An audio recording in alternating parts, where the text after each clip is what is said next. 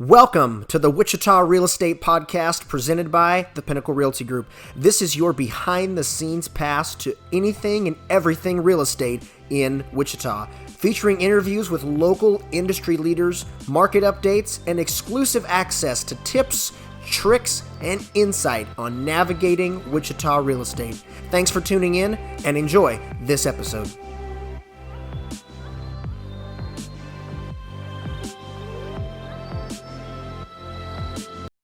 Hello and welcome to the first episode of the Wichita Real Estate Podcast presented by the Pinnacle Realty Group. We are here today with owner and operator of Great Plains Inspection Company, Eric Robinson. Eric, thanks for joining us today. It's my pleasure. Thanks for having me. Absolutely. So tell us a little bit about your background. Who is Eric Robinson? Well, I have grown up in Wichita all my life. I have a lovely wife, Crystal. We have 3 kids, 2 girls and a boy.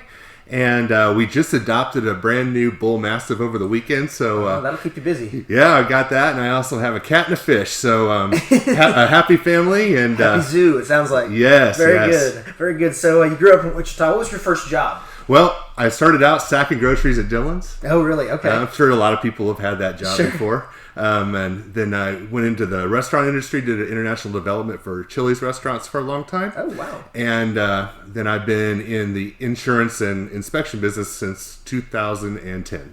Excellent. Very good. So kind of segueing on food and the restaurant industry, I'm always curious when I meet new people, what's your favorite local restaurant in Wichita? Not a chain, your favorite local, your go-to spot. Wow, I think in Wichita, especially over the last few years, we've really had a real outburst of great restaurants locally owned.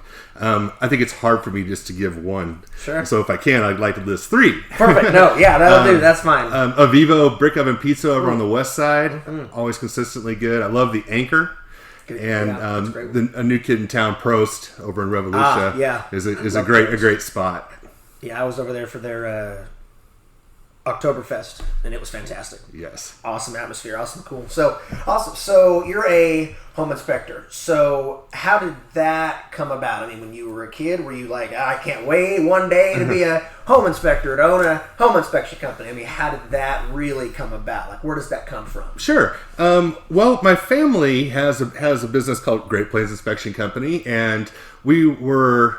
My stepdad started the business in 1996 and as insurance adjusters, and we did a lot of commercial real estate claims that were coming in.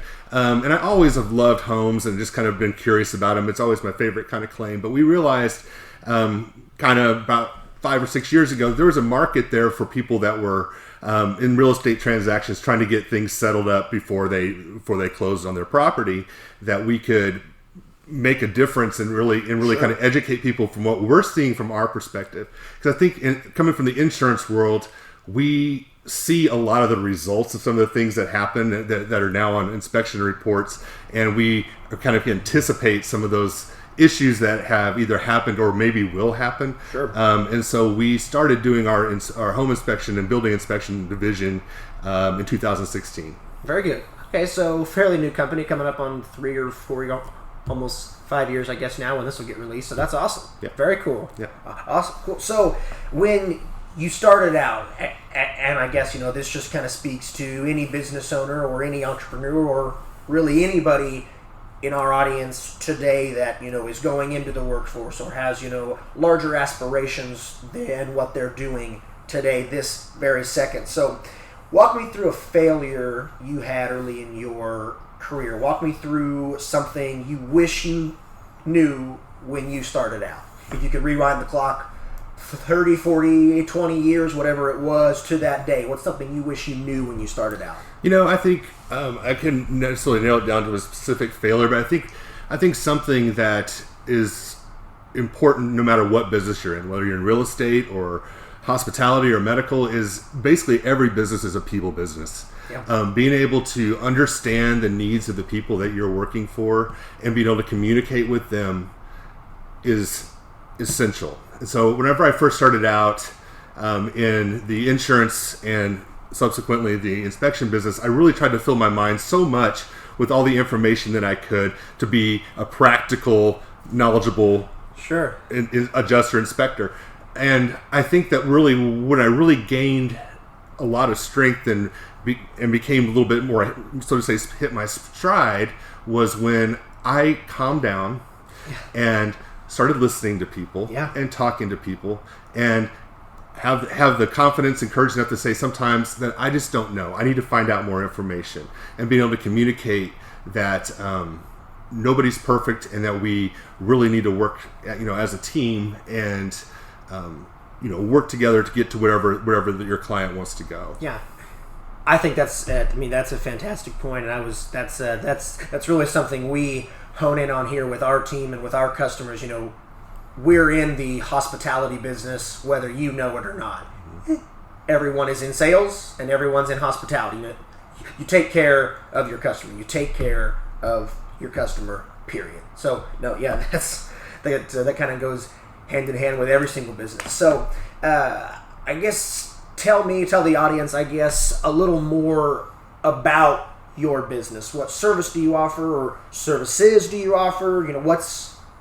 What's your unique value? What do you do better in your industry than anyone else here in our marketplace? Sure. We offer full line home inspection services, whether it's a very small investment property up to very large, 5,000 square foot plus houses. We also can do like commercial, small commercial buildings. Heavy industrial is a little bit out of our league, but and then we also offer. I'm a Kansas State licensed radon measurement technician. Excellent.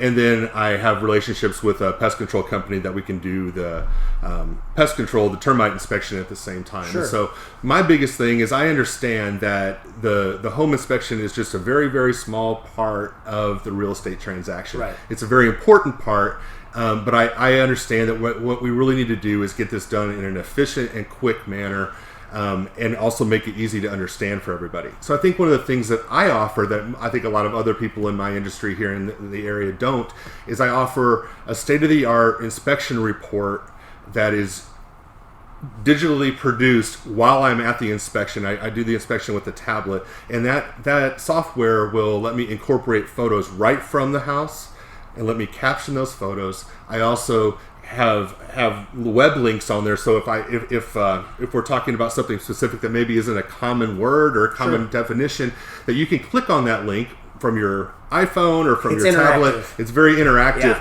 and you can get more information, because in this industry we have people that are first time buyers that are very, very stressed out and intimidated, and then we also have people that are seasoned property buyers that have done this 100 times and they don't need as much information. So I think having that report being digitally delivered is very useful, and then having it be unlimited tool and resource that you can use down the road is what I do to try to make everything go as smooth as I can for everyone. Sure, yeah. So I mean, for you, it's about the customer experience. You're really focused on the customer experience as much as you are focused on the details of the property. You're trying to translate your terms over to the first time buyer that's never heard of radon or had no idea we had to sign a lead-based paint if it was built prior to 1978, and just a long list, a long array of items that people may or may not even know exist. You're translating that to to their terms. I mean, for lack of a better term, dumbing it down from inspector lingo, down to regular home buyer John Doe down the street could understand and could interact with your report. That's exactly right. That's awesome. That's my ultimate goal. Now, I want to spend time at every inspection. I usually am there at least 2.5, if not 3 hours, acquiring all the information that I can about the home, and then I will go and get in front of a large monitor somewhere and make sure those pictures and everything look good. It's more important to me that I produce a consistently quality product than to try to cram in 4 inspections in one day. Sure. I never will do more than 2 inspections in one day. I do one in the morning and I'll do one in the afternoon. Really? That way I never feel like I'm rushed.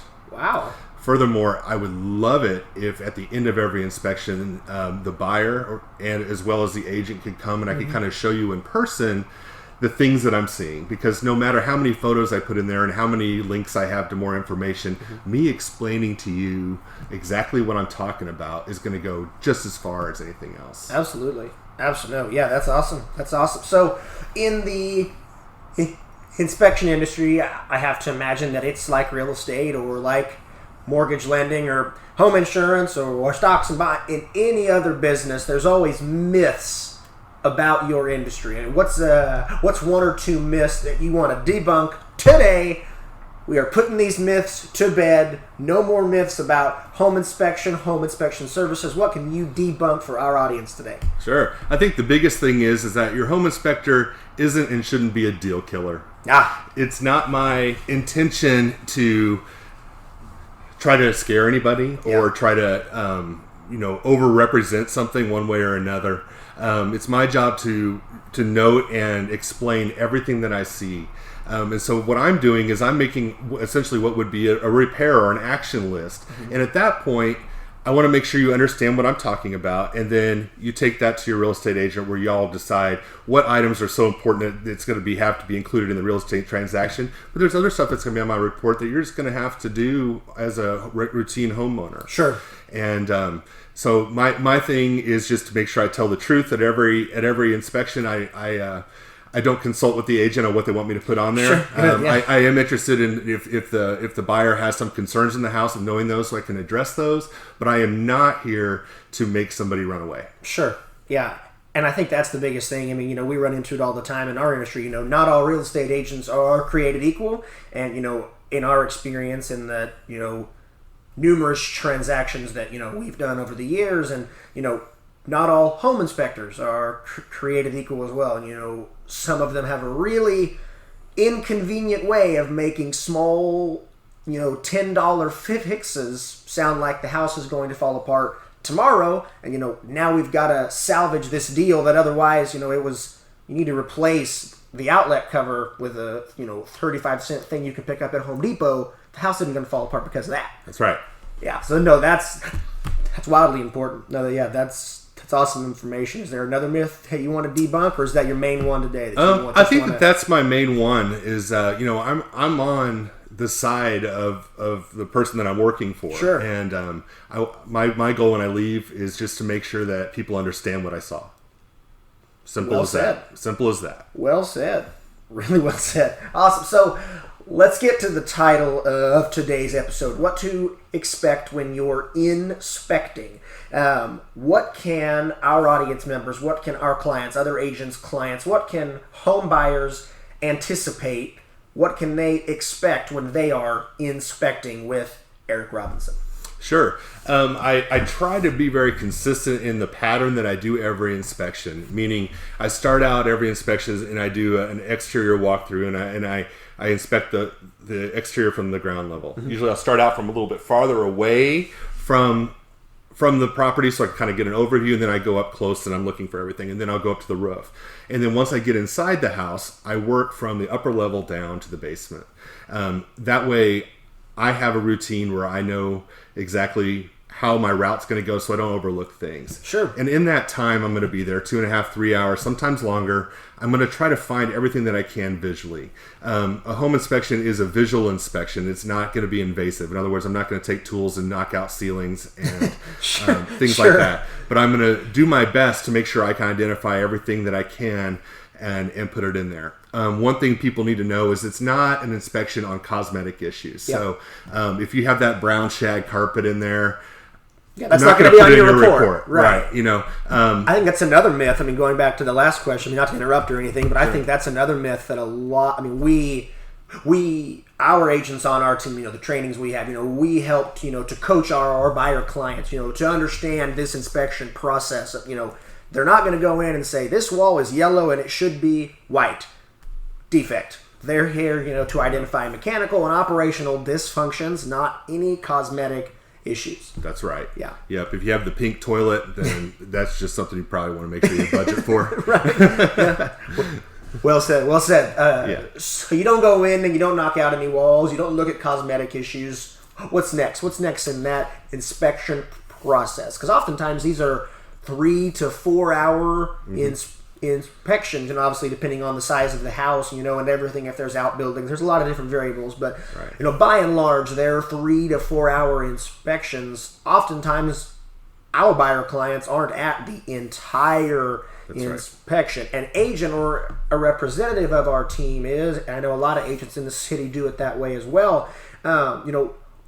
What's happening while the buyers aren't there? Walk us through that. Yeah, whenever the buyers aren't there, I am going through everything that I can get to, whether it be windows, electrical, plumbing, cracks in the ceilings or on the walls, items in the attic. If I'm looking for broken rafters. I'm looking for any kind of storm damage on the exterior of the house, anything unusual. Sure. And I'm taking all those and I'm entering in. I'm writing your report as I go through. Which is really unique. Yeah, I'm not just sitting there with a clipboard and a checklist. It's an interactive program that I operate. It's a real comprehensive diagnosis. Right. It's not this item is working, this item's not. Right.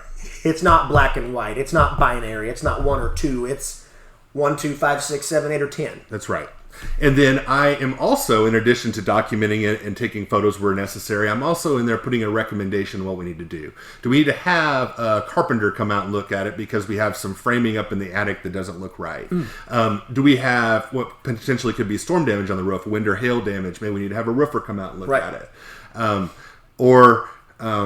Plumbing. If I have a leak underneath the sink, I'm probably not going to put a plumber needs to come out and evaluate. It's pretty obvious we need to fix it. If you have a toilet that's running a lot, it could just be a flapper. A lot of times that's a home repair that anybody can do. Sure. And so I'm trying to kind of give a recommendation that's going to be realistic. I'm not going to recommend a structural engineer on every single crack in every single house. Right. Now, there are instances where that is going to be the case, but I'm trying to interpret what I'm seeing and what I think is the appropriate place to begin to get the problem remedied. Absolutely. So I am working through all these things on the fly on every inspection so that whenever the buyer and the agent does come, hopefully in the last end of the inspection, the last 15, 20 minutes, I am prepared not only to kind of show them what I'm seeing, but I'm prepared on what I think we need to do. Right. And at that point, I could kind of advise them, I think this is going to be pretty expensive. This is something we probably really want to address. Or, this is that $5 item that you can buy at Lowe's and you can do yourself. Right. And I'm trying to kind of work through those items so that the communication is very clear. And then whenever I'm done with the inspection and I leave and the buyer leaves, then I go back to my office and then I proofread all those photos and all those recommendations and make sure that everything is right. And then I will email it off to the client and then usually the realtor as well. Very good. No, yeah, I've always had really good luck when, you and I have done a lot of inspections together with a lot of my clients, a lot of the team's clients here. It's imperative that our clients, if they are local and they are available, that they make themselves available for that last 20, 30 minutes of the inspection. So you, the buyer or buyers, and myself or the agent or the representative of our team can walk through the major ticket items with you on the spot, see it with their own eyes, touch it with their own hands. They can be involved. They know exactly what you're talking about. When they read it on their report later that afternoon, they say, yes, that's exactly what we want to ask for. This is what we want to ask for. And you having that transparency and that ability to connect and interact with our buyers with a best foot forward kind of approach like that has been invaluable to our success with our clients. Great, thank you. That's absolutely great to hear. No, yeah, thank you for taking those extra steps, doing those extra things that a lot of others parlay to the side because it's not on their checklist kind of thing. So, that's awesome. I mean,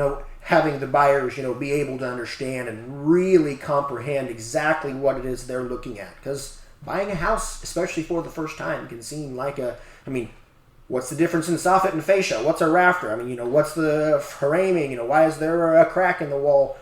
And to be able for them to have a real comprehensive understanding of what they are purchasing and, the bones of the home is so important to every single one of our clients. So you do an awesome job of that. So I'll give you props for that. Oh, well, thank you very much. Absolutely. So as we are wrapping up, is there anything, coming in today that you thought I would ask or thought that we'd talk about but we didn't touch on that you do want to touch on before we leave today? No. I think that the other thing I want to make sure everybody understands is, I'm not going anywhere. So if you have a question, when you get close to your closing day, sometimes people wake up in the middle of the night, especially if they're stressed out, and they, I forgot to ask about this, or I want to have a little more information like that. Feel free to reach out. Send me an email, send me a text or a call, and I just have a real, passion for helping people. And so, a lot of times if I can do it over the phone, I'm happy to do that. I might say, hey, give me a little bit. I'm doing something right now. I'm at another inspection, but I'd be happy to look that up for you and get back with you. Yeah. If you need a recommendation on a contractor for something, especially coming from the insurance world, I'm pretty familiar with a lot of people around town that I would recommend. Sure. I'm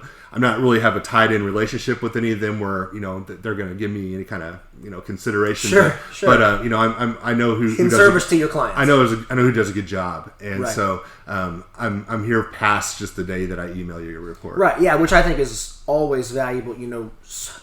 Sometimes, like not just with our agents, but I mean with the entire audience. I mean, not every person in this audience is going to buy a house from us. I hope you do, but not every single one of them will. So, I mean, just to have you as a resource for other agents and for other buyers that don't necessarily work on our team, the inexperienced agent who this may be their first deal or their first couple of deals, they won't have all the answers to every single question and how to go about it and who to call to fix it. But to have you as an ongoing, long-standing resource for anybody that buys a home is phenomenal, and that's unprecedented in our market. So we will put it in the show notes of your email and everything, but how do people in our audience get a hold of you? I have a website. It's www.gpici.com. Has all my information on there. You can reach me. My office number is 316-729-5551. Or if you want, you can shoot me a text at 316-393-9125. And everybody here at Pinnacle knows all my information as well. That's right. Absolutely. Absolutely. So any advice you'd give to our audience today, if you had to speak to everyone in Wichita that's going to buy a home in the next 12 months, what would your advice be to them? I would advise, don't be in such a rush. Make sure you understand what you're buying and how the process works before you get going. Be pretty selective in what you want before you go out and make a decision. Because no matter even if it's an investment or if it's going to be their home you're planning on living for the rest of your life, you're going to have to live with that. And we're here to kind of make sure that you understand what you're buying. Absolutely. Absolutely. So, I know this is the first episode of the Wichita Real Estate Podcast, and I do want to thank you again for being our first introductory honorary guest. Yeah. But on all episodes going forward, I think it's valuable that they can directly engage with you wherever this is posted. So, what's a question you have for the audience? I want to let every guest ask a question to our audience at the end of every episode. The only thing we ask of you is that you do jump on social media, Facebook, Instagram, or to our blog, wherever this is posted, wherever you have access to, and jump in the comments and interact with the answers that people give to your question. So what's your question to our audience today? I think it kind of going along in the vein that we were talking about understanding our client, I would like to know, what is the most difficult or intimidating part of the property buying process to you? So what intimidates you if you're a first-time buyer, or what has historically been the most difficult part of the transaction process? And I'd like to hear those and get a little feedback on that. I love that. Awesome. Eric, thank you so much again for joining us today. We look forward to continuing, and hopefully you'll get some more information from people that has your contact information in the show notes, reaches out to you directly, and I'm really looking forward to some of the answers to your question, and looking forward to you jumping into the comments in there and hopefully interacting with our audience here today. So thanks again for coming out, Eric. Thank you. Thank you, Lawton. Absolutely. Appreciate Guys, it. thanks for listening today. This was the Wichita Real Estate Podcast, Episode 1, presented by the Pinnacle Realty Group with Eric Robinson of the Great Plains Inspection Company. Thank you guys for watching. Thanks for tuning into this episode of the Wichita Real Estate Podcast. For access to even more information, join our Pinnacle Insider Club at cwichitahomes.com/insider.